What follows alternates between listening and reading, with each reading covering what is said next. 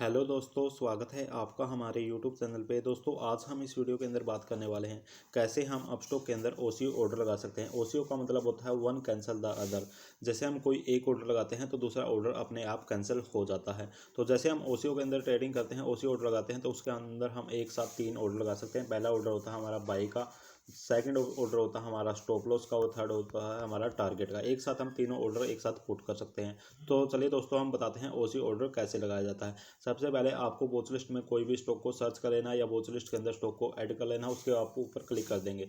जैसे आप यहाँ पे डिस्प्ले शो होगी आईसीआई बैंक का मैंने स्टॉक सर्च किया, उसके बाद आपको बाय के ऊपर क्लिक कर लेना है। जैसे आप बाय के ऊपर क्लिक करते हैं तो आपके सामने ये डिस्प्ले शो होती है। तो सबसे पहले आपको यहाँ पे स्टॉक का प्राइस शो होगा कि स्टॉक का प्राइस क्या चला हुआ है।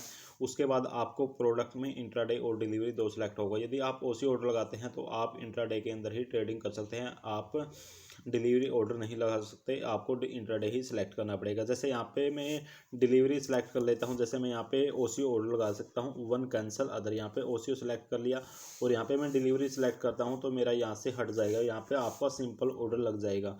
तो यहाँ से मैं इंट्राडे सिलेक्ट कर लेता हूँ या फिर मैं जैसे यहाँ पे ओसीओ लगा देता हूँ। तो ओसीओ लगाने के बाद यहाँ से देखो, मैं यहाँ पे ओसीओ नहीं लगा सकता क्योंकि यहाँ पे ओसीओ नॉट अवेलेबल है डिलीवरी के अंदर।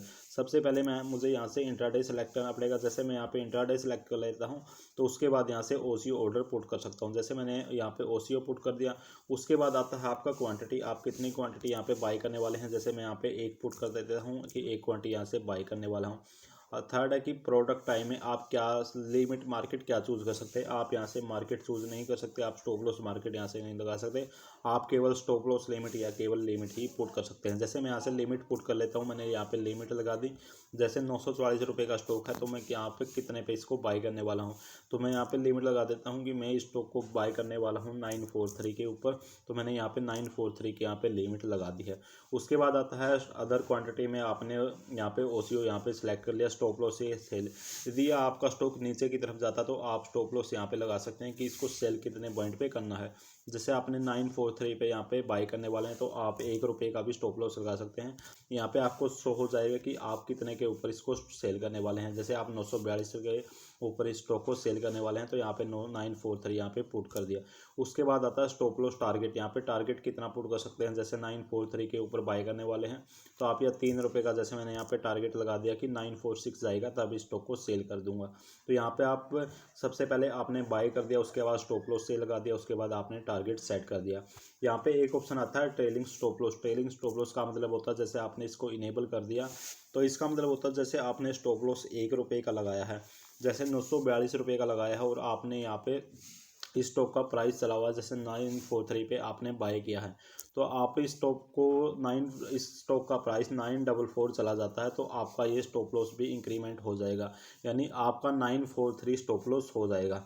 यदि स्टॉक का प्राइस 945 चला जाता है तो आपका यहाँ पे ट्रेलिंग स्टॉप लॉस यहाँ पे 944 हो जाएगा। इस तरह से यहाँ पे आपका स्टॉप लॉस इंक्रीमेंट होता रहेगा। इसमें आपको बेनिफिट होता है कि आपका जैसे आपने यहाँ पे टारगेट यहाँ पे ₹10 का लगा दिया तो आपका यहाँ पे चला जाता है ये। जैसे आपने 943 का स्टॉप लॉस लगाया, टारगेट आपने ₹10 का ऐड कर दिया, ₹953 का आपने 943 पे बाय किया है तो ये आपका चला जाता है 947। यहाँ पे आपका स्टॉप लॉस भी इंक्रीमेंट हो जाएगा ₹5। जैसे आपने स्टॉप लॉस लगाया है ये 948 पे चला गया लेकिन आपका ये स्टॉप लॉस हो जाएगा 947। इस तरह से ये भी आपका स्टॉप लॉस के साथ ही इंक्रीमेंट होता रहेगा। इसमें ये बेनिफिट होता है। तो आपको ये मोस्टली जब भी आप ओसी ऑर्डर लगाते हैं तो आपको trailing stop loss mostly put करना चाहिए।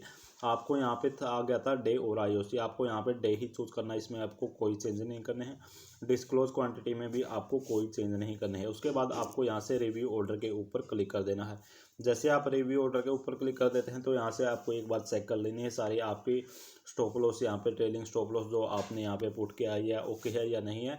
तो उसके बाद आपको यहाँ पे बाई के ऊपर क्लिक कर देना। जैसे आप बाई के ऊपर क्लिक कर देते हैं तो ये आपका पोर्टफोलियो जैसे यहाँ पे ऑर्डर्स के अंदर आपका शो हो जाएगा कि आपने क्या ऑर्डर लगाए हैं। जैसे आपका 3 ऑर्डर यहाँ पे ऑल के अंदर हो जाएगा। एक ऑर्डर आपका बाय का, जैसे आपने 943 का ऑर्डर लगाया है, जैसे ही 943 का आएगा तो यहाँ से आपका एक ओपन के अंदर चला जाएगा और जो आपके 2 ऑर्डर हैं उनमें से यदि एक भी हिट होता है तो आपका ऑर्डर क्लोज के अंदर चला जाएगा। जैसे आपने 943 पे बाय किया, 942 का आपने स्टॉप लॉस लगा दिया, जैसे ही 942 आएगा तो आपका सारा का सारा ये क्लोज हो जाएगा। जैसे एक ऑर्डर लगाते हैं तो दूसरा अपने आप क्लोज हो जाएगा।